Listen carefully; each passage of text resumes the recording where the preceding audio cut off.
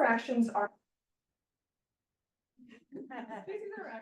ubiquitous in nature, and they've often been implicated as bridges between ecological process and evolutionary pattern. Even the very first evolutionary thinkers like Darwin and Wallace were already trying to understand how do we connect observations in real time of interactions in the wild to these patterns of trait change that seem to span deep evolutionary transitions.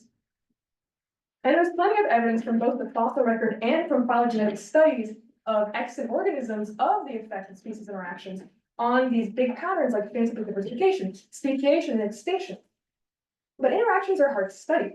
First, you need data, and actually observing interactions in the wild and measuring them can be kind of complicated. So usually we rely on these trait proxies when we're doing phylogenetic studies, but of course this has all sorts of assumptions for the association between the trait and the interaction and that stability over time. So another problem also is this many-to-one mapping of ecological process to the pattern that we're interested in. And without some kind of external data, like experiments, for example, it's hard to really know what's the process that's creating the pattern that we're interested in. But I'm here to talk about mimicry, which is this striking phenomenon where species come to look like each other. And what I'm going to try to convince you of today is that mimicry systems are a model for studying the effect of species interactions on phenotypic evolution. But before we even get there, let's talk first about what even is mimicry. So mimicry is both an ecological process and an emergent pattern from that process. I'm going to explain it in this sort of two-step definition. Step one is that a species is going to establish an aposematic warning signal, and that's going to reduce predation and thereby increase fitness. If you want a biological example, these lovely poison frogs all share this sort of bright, conspicuous, very colorful signal that's advertising to their predators that they are toxic and thereby reducing predation. If you want a non-biological example, pirate flags actually operate in a very similar way. You can clearly see there are some conserved signal elements here. Black, white, weapons, this accents of red, and they're being used simply to advertise that there's danger here. But what makes something mimicry and not aposematism is that step two is that another species with the same predator evolves the same or similar signal. Like these beautiful caterpillars that are mimicking venomous snakes. Why does this happen? Predators have learned already to avoid the signal, right? So any other organism with that same signal will be avoided as well. And I'm going to be using these terms a lot, so I'll just define them right now. When I say model, I'm referring to the defendant species that establishes the warning signal. And when I say mimic, it's the species that looks like the model. Some basic simplified expectations, classical expectations of what we would expect from a mimicry system based in, if you know what that word means, is that the mimic in a model should be tightly sympatric. The mimic should not outnumber the model. This is a frequency-dependent process. And intermediate or weak mimic precision should be selected against. The thinking here is, if I'm bright and conspicuous, but I don't look like anything else that's toxic, and I'm not toxic myself, then predators will see me more often and kill me more often. So that is why we would not expect weak mimetic precision. And finally, the mechanism for learning is that the predator learns to avoid the model through this sort of trial and error sampling, where it's born attacking any phenotype, and then it sort of samples phenotypes from the environment. And by learning which one is toxic, it avoids those phenotypes in the future. So we can go back to this now. Mimicry systems are a model for studying the effect of species interactions on phenotypic evolution. Why do I say that? First, this is a very macro phenomenon. It can involve large numbers of species, up to 500. It can also converge across very distant phylogenetic spaces, like between phyla, like that caterpillar and the snake, right? There is a wealth of experimental and theoretical studies on the actual mechanism here, which gives us a good understanding of what variables matter for the process and how does modulating those variables modulate the behavior of the system. And finally, increased digitization of museum specimens plus recent technological advances with things like machine learning give us something that we can do now that's never been able to be done in history, which is process large amounts of phenotypic data. That's obviously interesting, right? Do our hypotheses that we have all these studies on actually say something about the phenotypic patterns at a large scale? So mimicry is a very well-studied phenomenon. Its initial discovery in the late 1800s drew this deliberate link between the ecological mechanism that I told you about and phenotypic convergence between neotropical butterflies. Since then, 150 years have passed, and many field and lab experiments have been done. Strong focus on microevolutionary processes, on measuring selection in the wild. And additionally, there's a very strong theoretical foundation that's telling us a lot about how this process should behave. But there's a lot that we still don't know. And actually, there's routinely, we will get these like surprising results from empirical data that really don't match anything that the theory has told us. And so very clever experiments need to be done to try to figure out, where does the theory break? Additionally, mimicry has a pretty strong taxonomic bias. Butterflies are very much the star of this literature, and perhaps as a result, they also match our expectations, right? They have precise convergence, usually, tetrographic concordance, usually, and low polymorphism, usually. The genetics is fairly well understood. Not only that, they're also pretty theoretically well predicted. So this is the infamous supergene. But we want to understand the effects of mimicry on phenotypic evolution in general. How well does mimicry theory predict phenotypic patterns in other taxa? Which brings me to my study system, coral snake mimicry. And the second thing I'm going to try to convince you of today is that coral snake mimicry is a fantastic system to study if you want to know about complexity in mimicry evolution. So here we are, models of mimics. Top row is going to be the models of this system, and these are the coral snakes. They're highly lethal, highly venomous, will put you in the hospital, can kill birds and mammals, they can kill their predators. You can clearly see that they have this bright black and red banding pattern, which is their aposematic signal. On the bottom row, here's a subset of the mimics of the system, which look very similar, but they are actually all in a completely different family. So all the mimics belong to one family, or almost all. And that family is separated from the coral snake family by about 50 million years. So this is a very old distance between these two families.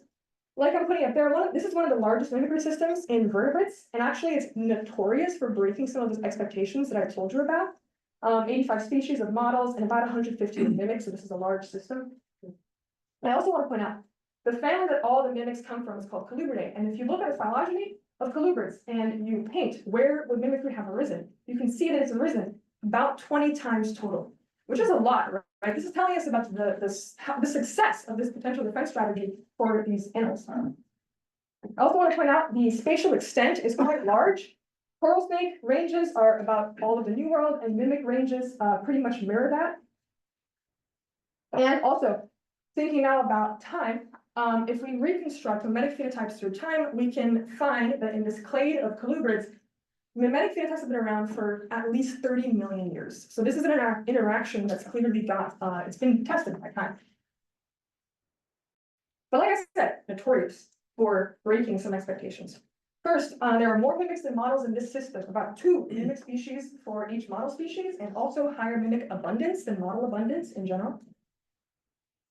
There's this interesting idea from the older literature that coral snakes are actually too venomous to be a model for a mimicry system. Because if we have the mechanism of predators doing trial sampling, right, every time they try a phenotype, if the first time you try, you die, how is there selection for mimicry in the system? Mimics exist in partial or complete allopatry to their models, rare, very rare in empirical systems. And finally, there's a lot of really bad mimics in the system, imprecise mimics. But we also have some proven mimetic processes. Predators, mammals and birds, innately avoid coral snake patterns. So if you take a baby bird and you show it wooden sticks painted in these exact colors, this is a real experiment, this is the reaction it's going to have to those colors. It's going to strongly avoid that coral snake band pattern, and it's going to sort of mildly avoid the generalized coral snake on top and the striped coral snake on the bottom. There is tight geographic concordance between certain mimic model pairs. And there's selection. If you go out in the field and you put artificial snakes, fake snakes in the wild, and you paint them like a coral snake, they will be predated, they will be attacked less often than other types of painting. So stuff is happening here. It's definitely a mimicry system. But how do mimetic species interactions actually structure phenotypic patterns in coral snake mimicry? Despite being these rule breakers, this mimicry theory still predicts some of these patterns. And so my dissertation will test this by looking at empirical and theoretical links between species interactions and phenotypic diversification in coral snake mimicry. And I'll do this in 4 chapters, so I flipped this because it's easier to talk to you about it in this order, but for the sake of my committee, I'm keeping my numbers, so just forget the numbers.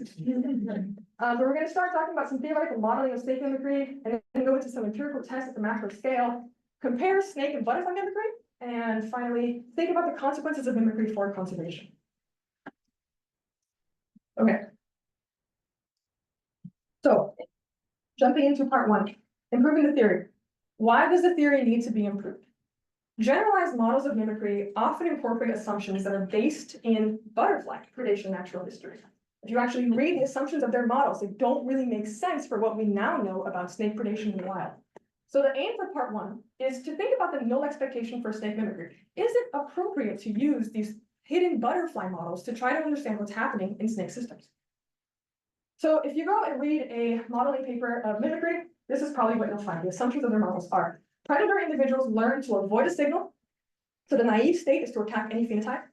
There's usually fixed or optimized number of sampling periods before the predator starts avoiding. And predator individuals don't die. Usually population dynamics is not actually modeled at all. So what we wanted to do is adjust some of these models to better fit what we now know about snake predation with the past 100 years of experiment. So our predators innately avoid certain prey. The models can kill predators and there are population dynamics. And venom level is actually an explicit parameter that we can modify. So quick model description. This is a genetic algorithm approach mixed with some standard population dynamics equations. And we're modeling three populations, the predator, the model prey, and the mimic prey. The way that we model phenotype is basically, right now it's a two-dimensional phenotype space. And I'm calling it the signal space. So there's a two-dimensional signal space in which prey signals and these predator avoidance vectors live. You can think of this as like a bivariate trait, basically, trait 1, trait 2. And you can watch the point clouds of our three populations just moving randomly in space there. But the point is that prey have a signaling vector, think of this as the phenotype vector, and predators have an avoidance vector. And so think of the avoidance vector like this. There's somewhere in the phenotype space where predators will not attack, right? That is where they avoid, that's where they don't eat from. And predation basically works like this. Take this 2D signal space and just lay it flat under this cube. That's what we're looking at here is the signal space below. And superimposed on top of that signal space is the sort of probability surface that's going to describe what is the likelihood of the predator attacking at any given location in the signal space. So where do you want to be if you're a prey? At the bottom of the trough. That's where there is the least likelihood that you're going to be attacked. And then we calculate similarity based on this probability surface. This is a genetic algorithm, so we have a reproductive event. Fitness is a function of the predation matrix, which is this probability surface. The venom level parameter I talked about, and some extra parameters that we have in there. And then offspring are actually drawn from a Poisson distribution that is parameterized by that fitness value. And then avoidance and signal vectors are just cloned with some slight mutation. And so we can keep this going for indefinite generations. And if you put all this into Python and run it, mimicry emerges. So cool, we've got a model. We can answer some questions, we can test some hypotheses with this. The first one would be this idea that the ratio of the mimic to model abundance is going to depend on the toxicity of the model. And this goes back to that first problem I told you about, right? There's more mimics than models in this system. What if it's just a natural response of the fact that this is a lethal model? What we're going to do for that is modulate that venom level parameter. Thank you. Oh, too dark. Okay. Modulate that venom level parameter and measure the actual abundance ratio. Yeah, can you turn the lights back on? Anyway, okay. And measure the mimic model abundance ratio. And by doing this, we can tell, right? Does the toxicity have any effect on the actual number of mimics to models? That's the first thing. Second thing we can test. The signal variation, which we can think about here as just how much space in signal space is being taken up by our mimics and models. The signal variation depends on the number of model and mimic species. And this goes back to our thinking about imprecision. Maybe species are imprecise just because there's like a lot of models, there's a lot of mimics, so there's a lot of complexity going on, there's a lot of interactions that are going on that are affecting this. So we just simply add more mimic and model populations and measure the total signal variation at the end over many different simulations. So those are our major hypotheses, and what we're trying to do here, right, is understand that these basic assumptions of snake mimicry produce the features we observe in the real system. And the point is you have this process that we know is happening, which is innate avoidance, right? It hasn't been modeled before, very rarely. And we're trying to ask if that process creates or produces some of these problematic patterns in the system. That's basically the thing. All right, so here's a simulation. Here's one run of this model. I've got it in two different ways, so you can follow through time here, or you can just get a fixed way. Here, the arrows are pointing in the direction of time. So you can see now what happens is that these three populations start in different areas of signal space. Around x equals 1 and y equals -1, they converge. So that's mimicry, right? And then what happens? They kind of just float around in space. They start moving in a general this way direction, seemingly randomly. Is this right? Is this what we should expect from a mimicry model? Actually, yes. So co-evolutionary chase is the idea that models are going to evolve away from where they previously were because of their parasitic mimics. And the thinking here is that mimics are edible, right? Mimics are edible. So if you've got a lot of mimics in a particular location of the signal space, predation increases there. So models in that location, those mutant models that exist on the periphery of that signal space, are actually having higher fitness because they're still maintaining that toxic association.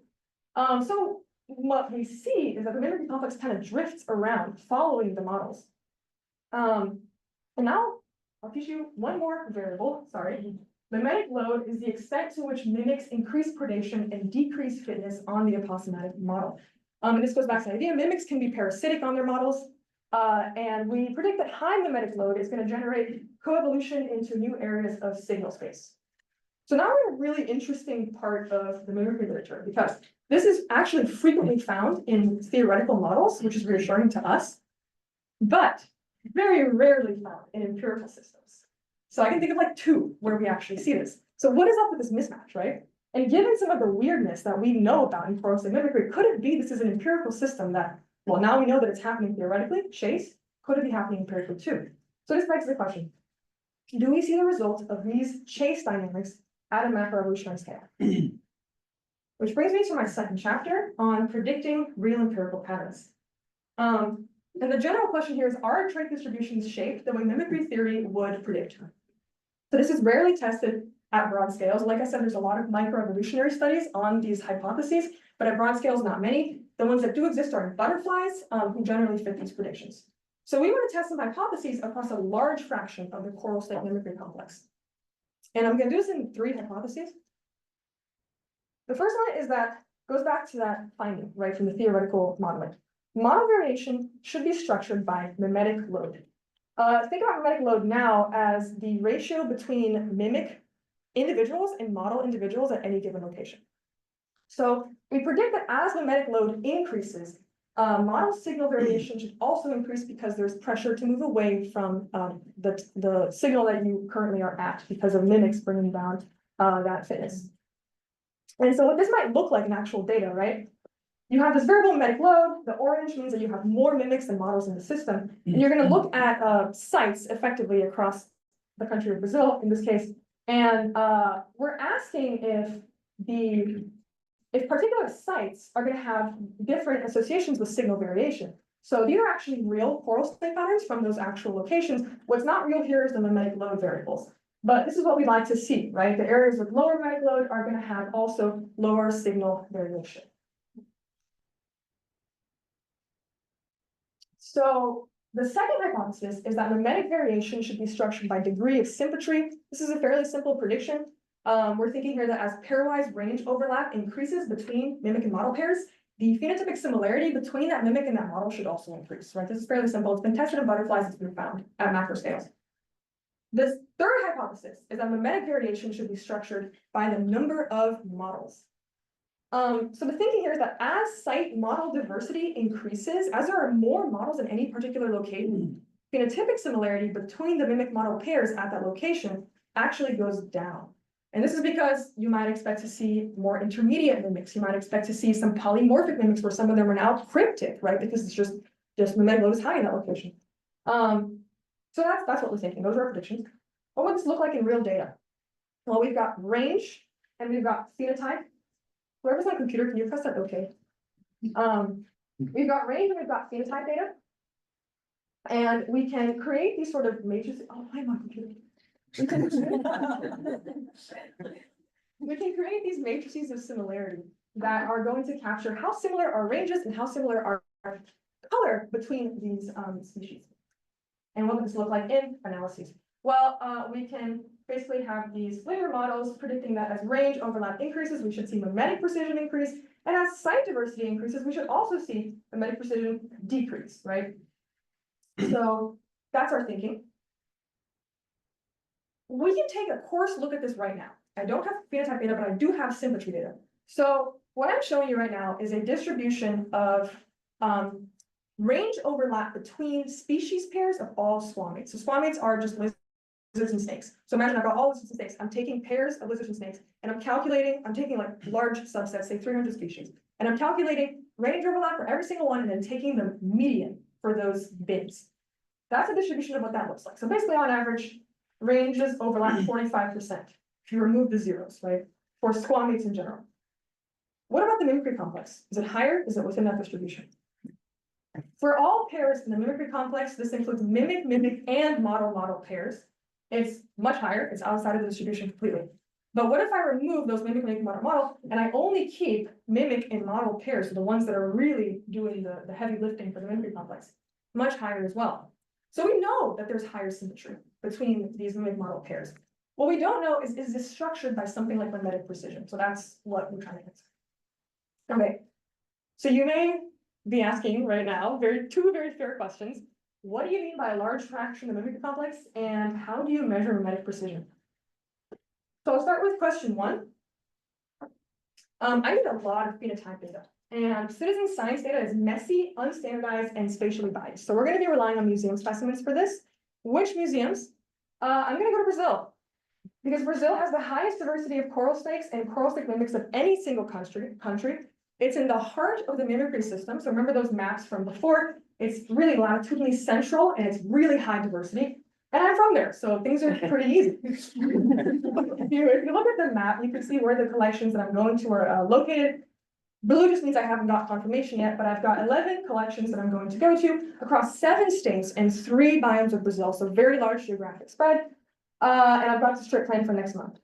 And I'll be taking just standard color photographs, both UV and visible color.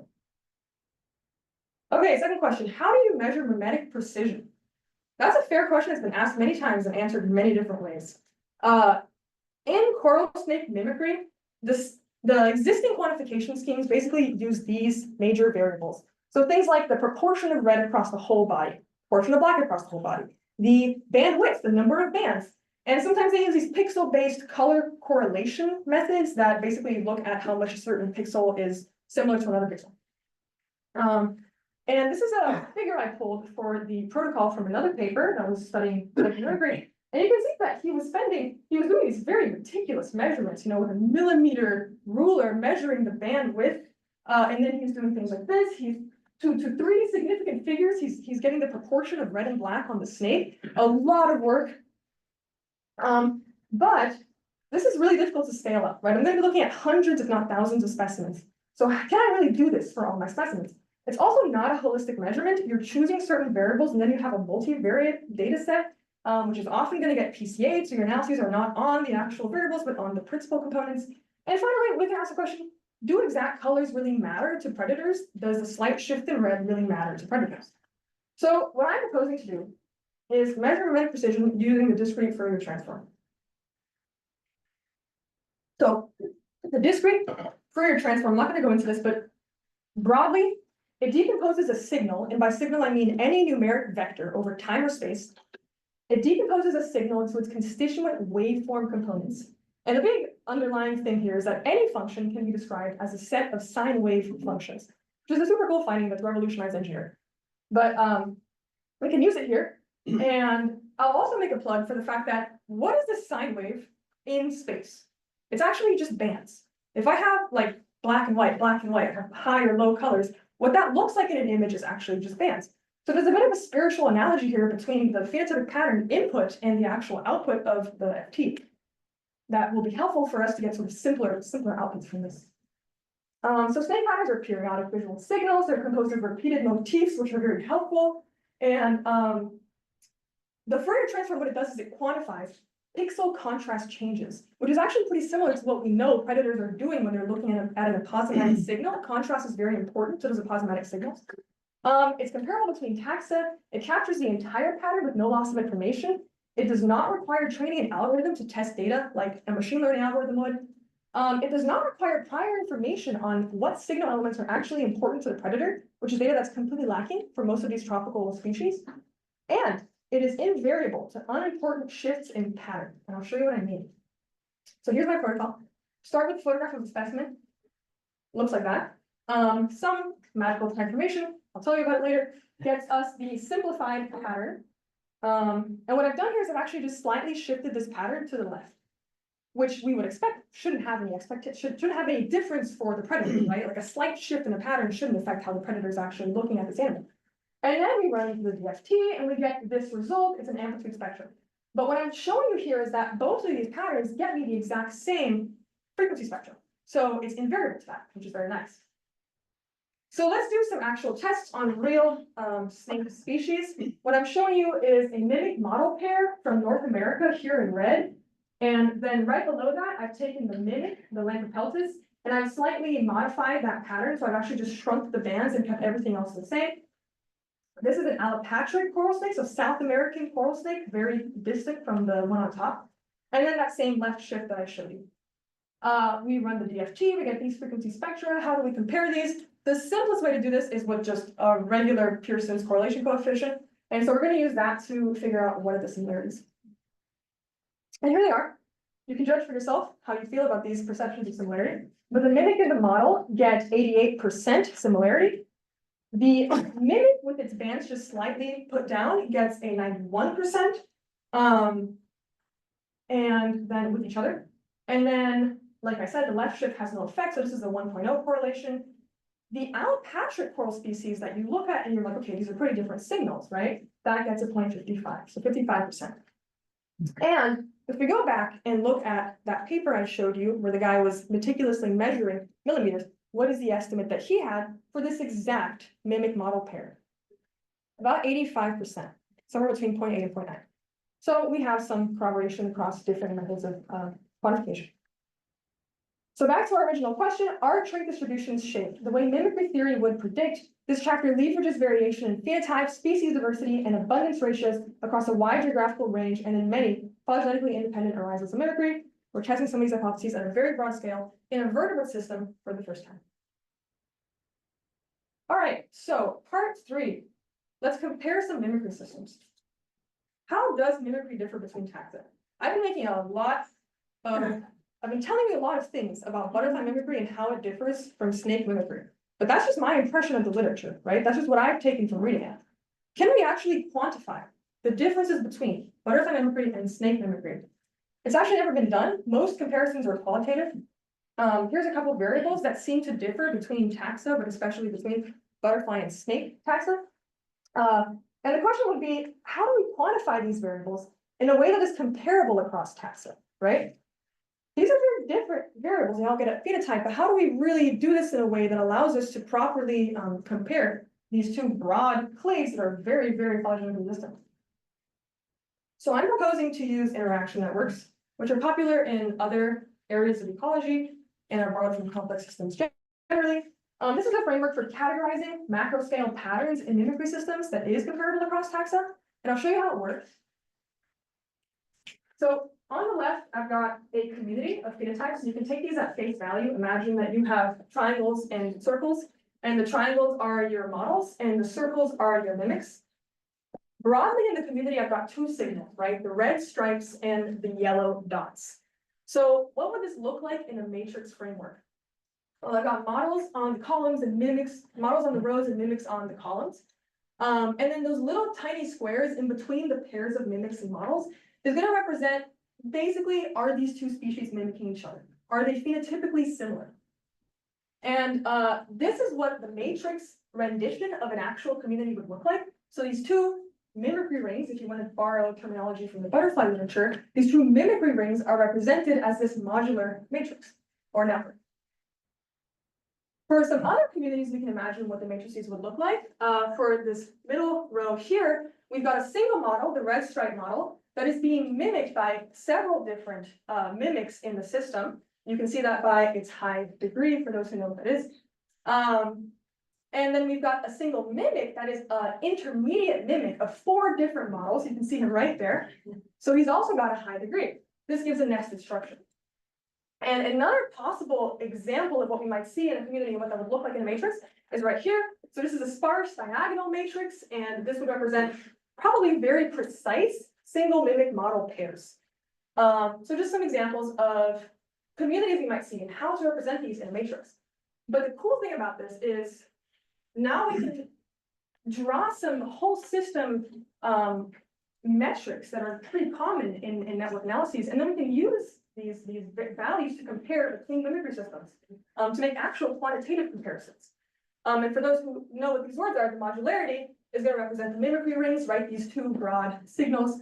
The node degree is going to represent the number of species interacting.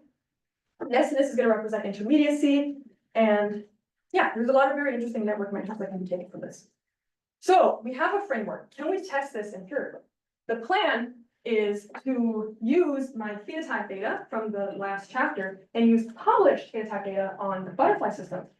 Calculate some metrics, some network metrics, and then compare. See if we can actually quantify these differences. So the hypothesis would be that properties of the mimicry system will differ between butterflies and snakes. The prediction would be that snakes will have lower modularity, higher average degree, and mimic degree distribution shifted slightly to the right.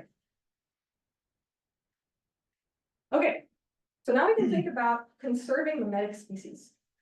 Why do we need to conserve mimetic species? I will show you why with a video. This is a video of someone that I know finding a snake in Brazil. And he'll be talking in Portuguese, but just listen to the words he's saying. I put the most important word up at the top left. No, yeah, So he calls this snake a jararaca. We went out there. This is the exact individual that was. It's a snake called Zindon marimi. This is actually a viper mimic. And what he thought it was is this other snake that is a very venomous pit viper. And what this is giving you is a single instance of something that happens all the time, which is mistaking mimetic non-venomous snakes for venomous snakes. Humans do this all the time. And there's a lot of literature that shows, and also just in my personal experience, a lot of people, if they're going to kill a snake, they're only going to kill a venomous snake, or they'd rather kill the venomous snake. It's this kind of like danger thing, like, oh, there's a dangerous venomous snake on my property, I need to kill it, I need to destroy it. Does this have implications for increased mortality of mimic snakes? You might imagine that because of the selective way, not actual selection, but like actually just selecting certain individuals that humans want to kill, this might have effects on populations. And this gets into a pretty interesting reversal of how we normally think about mimicry, because this is mimicry as a mortality inducer, right? Normally, well, mimicry evolves because it is a predation reducer, but in this case, we've got this entrance of a strange new species of humans that snakes did not evolve with, that are treating the mimics preferentially, predating or fake predating upon the mimics preferentially. And this has been tested in one other system, literally once. In an island in Finland, there's a single mimic and a single model. And they found that there was 2 times as much chance for the mimic snake to be killed than a non-mimic, non-venomous snake because of this resemblance based on survey information from people on the island. So what we want to do is extend this to a totally different system, neotropical rural communities. Like we want to assess if the relative risk of mortality for mimetic snakes is higher than for non-mimetic snakes. And I want to survey a set of ranchers in a rural community in Campo Grande, Brazil, which is where my family currently lives. And using an equation from this paper from Finland, we can actually calculate an expected risk of mortality for a mimetic snake, given these variables that we can get them from the survey information. And this will give us sort of a very broad, but still a bit quantitative view of what is the effect of these models driving up mortality for mimics, right? And obviously this has implications for conservation, implications for how we think about how snakes are treated. And perhaps in the surveying, I can try to convince people to not kill venomous snakes as much. So that's that chapter. And I'll just give you a broad overview once again of all my 3 chapters in case you want a refresher. We're doing some theoretical modeling on snake mimicry to better understand the null expectation for a snake mimicry system. We're doing some macro scale empirical tests of hypotheses that come from mimicry theory, including my chapter 3, part 1. We're comparing snake and butterfly mimicry quantitatively using networks, and we're thinking about consequences for conservation. Thank you so much for watching and listening. You can watch this fun video of a tropical bird watching a mimic snake and then not eating it. I want to thank my committee members, especially for being here, my lab mates and my friends, and the people from the Complex Systems Summer School at Santa Fe Institute who helped me so much with the theoretical modeling, and I'll take some questions.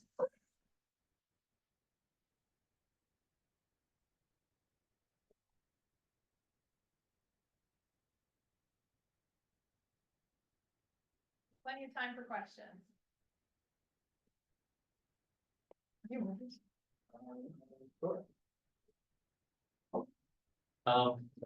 This is the version. But I was gonna ask, what informed your hypotheses as to why the butterfly mimic system would have different like nestedness or modularity? Yeah, so I skipped a lot of that because I was low on time, I thought I'd be low on time. Basically the thinking is that you can connect these network metrics to biologically relevant patterns in mimicry systems that we already know about. So first things first, this is a pattern-based framework, right? I'm not asking about processes necessarily. There are processes that can generate the network patterns, but there can be many. So we're thinking like very much about patterns in mimicry systems, and I'll actually go back.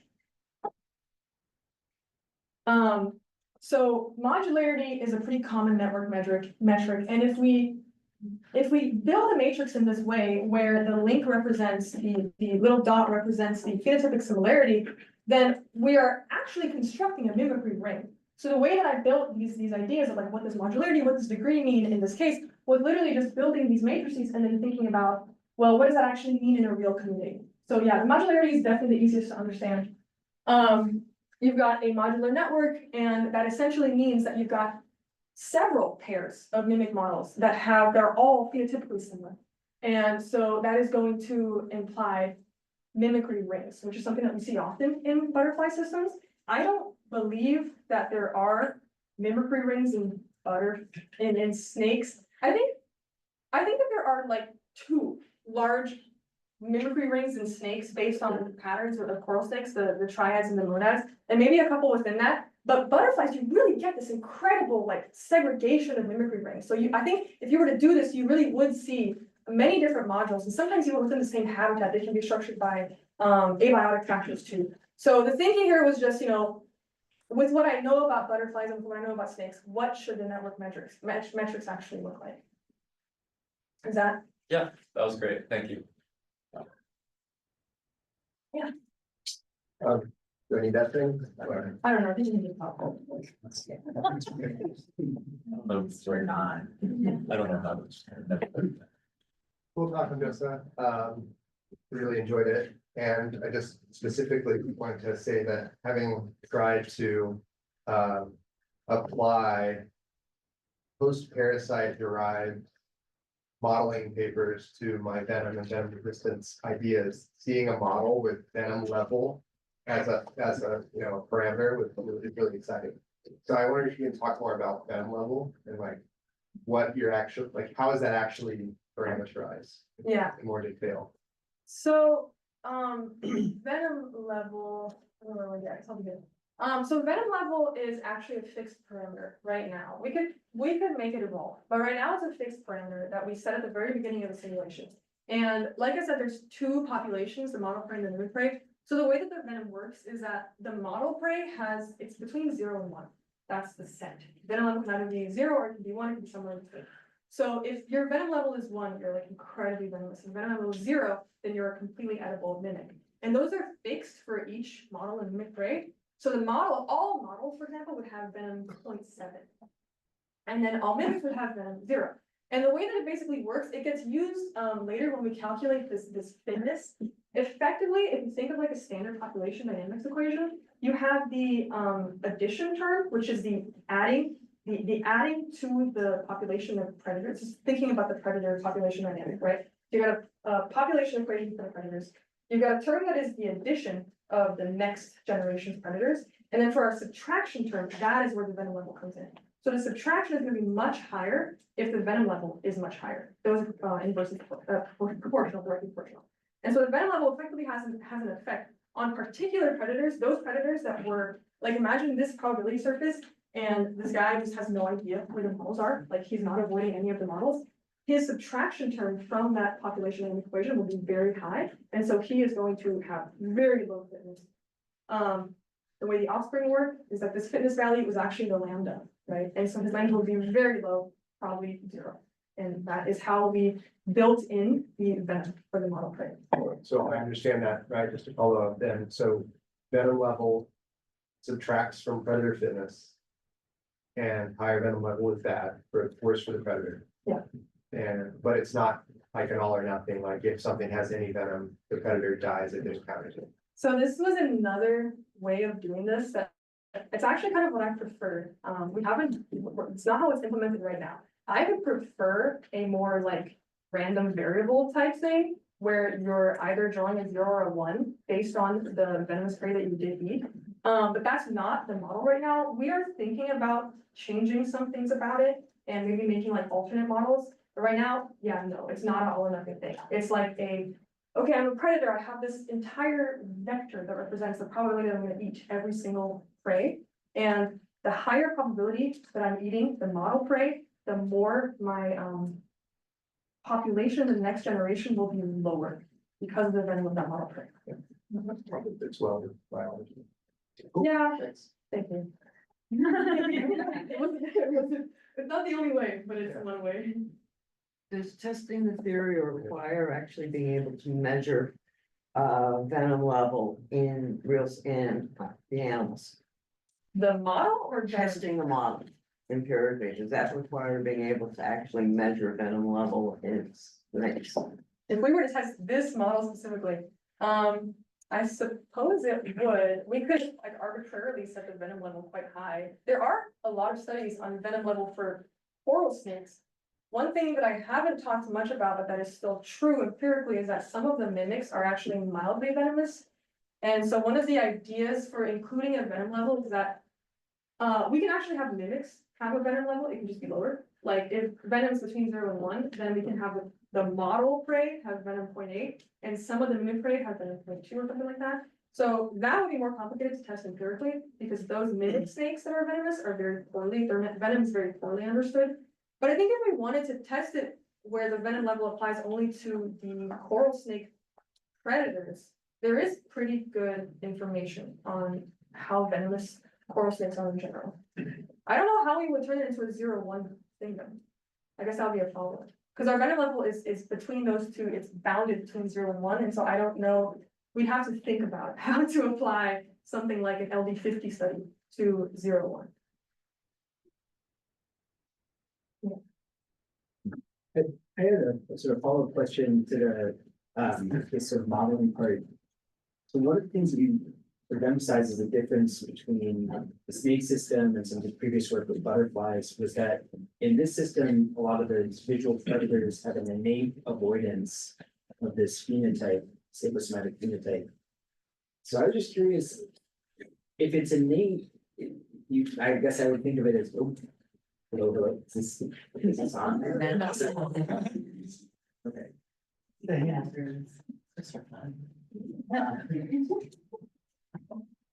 It was just a bullet the whole time.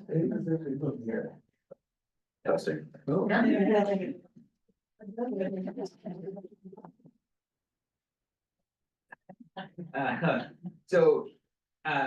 If it's innate, it seems like it sort of the mechanism by which the amount of predation would change would just be like selection on standing variation within the predator population for that avoidance. Is that something you actually see in natural populations? Like, are there regions where geographical regions where visual predators have higher or lower rates of innate avoidance, or is it innate and fixed everywhere? Yeah, so it is geographically differentiated, and it's gonna depend on where coral snakes actually exist. So if that study I told you about, there's a set of them now, but the studies that test predator response to coral snake phenotype, When you do them with birds from the United States, from areas in the United States where there are not coral snakes, birds don't show that response. And so it's not like innate in every bird, it's innate in the birds and the mammals that have been tested from the range of coral snakes, which is, very supportive of the mimicry hypothesis, basically telling us that the only reason this innate avoidance exists is because over evolutionary time, it's been genetically fixed only in populations that are sympatric with this plasmatic species. So, sorry, just a quick follow-up. So when you say tested in birds and mammals, is it the same species of birds and mammal in different parts of their range that co-occur with coral snakes or not, or are they different species assemblages? Different species. Okay. Different species. Yeah, it's like moths and one other bird from South America, and then it's some songbirds from North America. I don't know of any studies that have tested the same species in different ranges. The thing about that though, is that there's other work that shows so if a predator is regional, right, like if it migrates in between, different areas, then it's carrying what it learned through that migration. So I don't know about like polymorphic innate avoidance, but I can tell you that if it's a predator that, like, for example, nests or does its summer thing in North America. It spends some time in North America and some time in South America. That predator is going to bring that innate avoidance between both areas. So this is actually one of the lines of thought behind some of the allopatric mimics, is that they're under selection from predators that are learning in the heart of the complex and then migrating to those areas. But I think if I'm understanding your question, you're asking about like polymorphism within a single bird species, where some have innate avoidance and some don't. I don't think that's ever been tested. Yeah, I guess, and then I'll give up the microphone. I guess it's just been, just in this model, it seems like, the predator risk tolerance is something that evolves quite a bit. But if avoidance is innate and not polymorphic within populations, then that wouldn't change, right? So we have two parameters that affect that trough. We have three actually. The first parameter is going to be the location of the trough. So where in signal space is its like very southernmost point. The other one is the risk tolerance, which is the width. That's a Gaussian. So it's the width of the Gaussian. And the other one is maximum aversion, which is the depth of the Gaussian. And maximum aversion actually can evolve. And that's going to be how much this probability drop for the areas that are being avoided. And so we can actually test how maximum aversion responds to the development of mimicry. Like if something's very venomous, is a maximum aversion is a simulation gonna end with a very low maximum aversion? Essentially, like these are really venomous, and so I, the predator, I'm gonna have a very low probability of touching that area of space. The venom level is lower, then maybe that trough is gonna be less deep. So maybe that gets your question.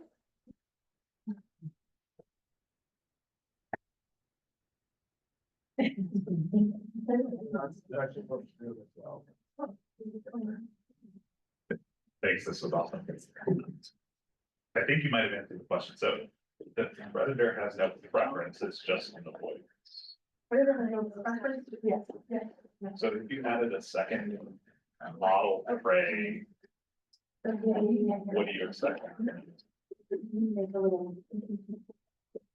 We haven't done that, and I believe, from the way it is right now, I don't think it's possible for there to be two avoidance spaces, because the avoidance vector is two-dimensional.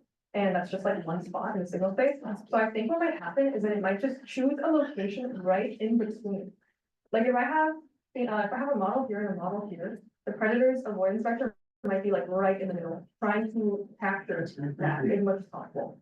Or do you think the two models would move to be one? Right, that's something else that I'd really like to test is mutualistic mimicry, right? So do we get the model being in the same location? I think that's probably gonna depend on things like the mutation parameter, like how easy is it to signal space. Maybe with a lot of time, a lot of generations, they could converge, but it might be like a local adaptation type thing. Like if it's a very if it's an adaptive landscape that has many peaks, it might just stick around where they are. So those are super interesting things that I want to test them.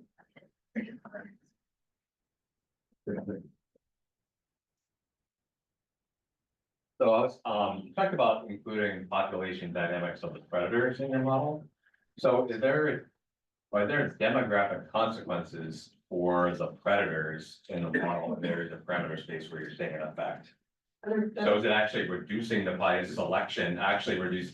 I mean, I guess how sensitive is it to that? Because I would be shocked if coral snakes, if predators were actually demographically experiencing a load from the way selection is operating in that system, just knowing, just thinking about the sources of mortality and how abundant coral snakes are, and I guess how sensitive is it to that assumption?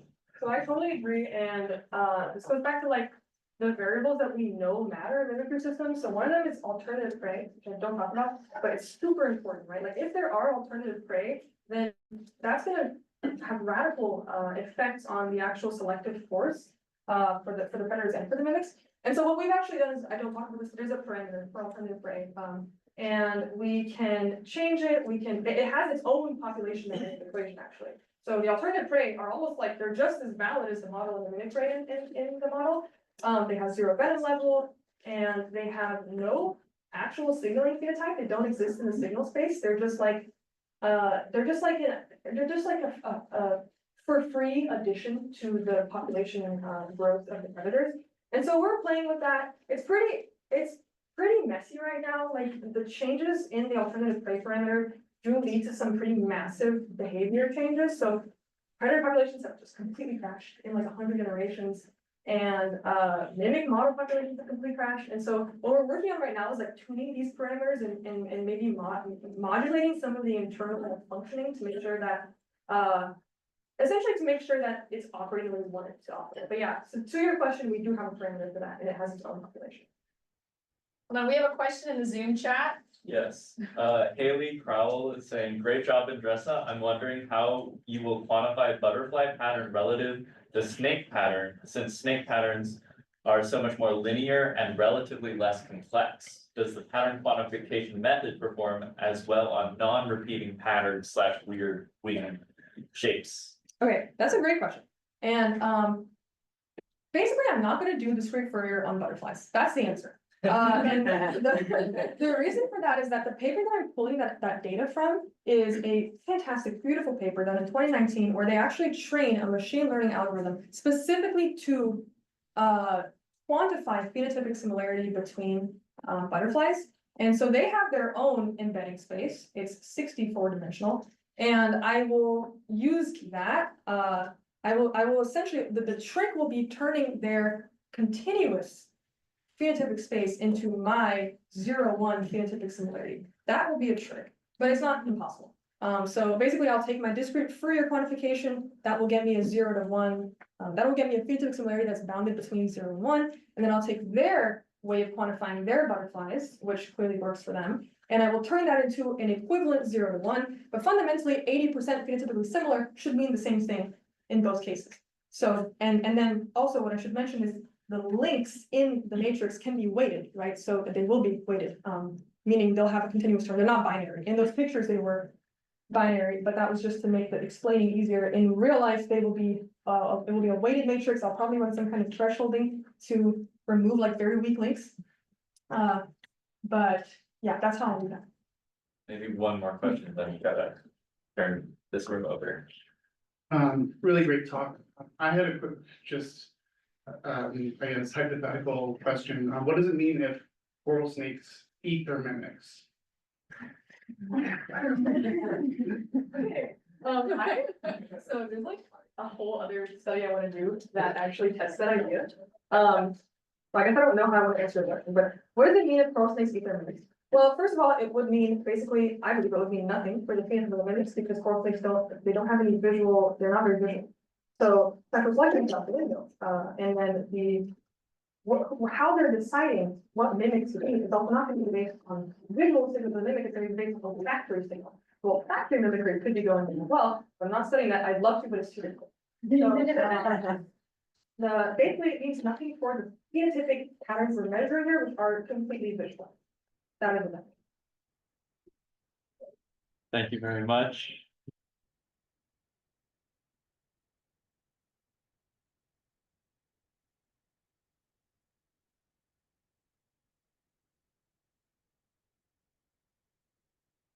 Dude, I got it on the utility. Also, I took notes on all.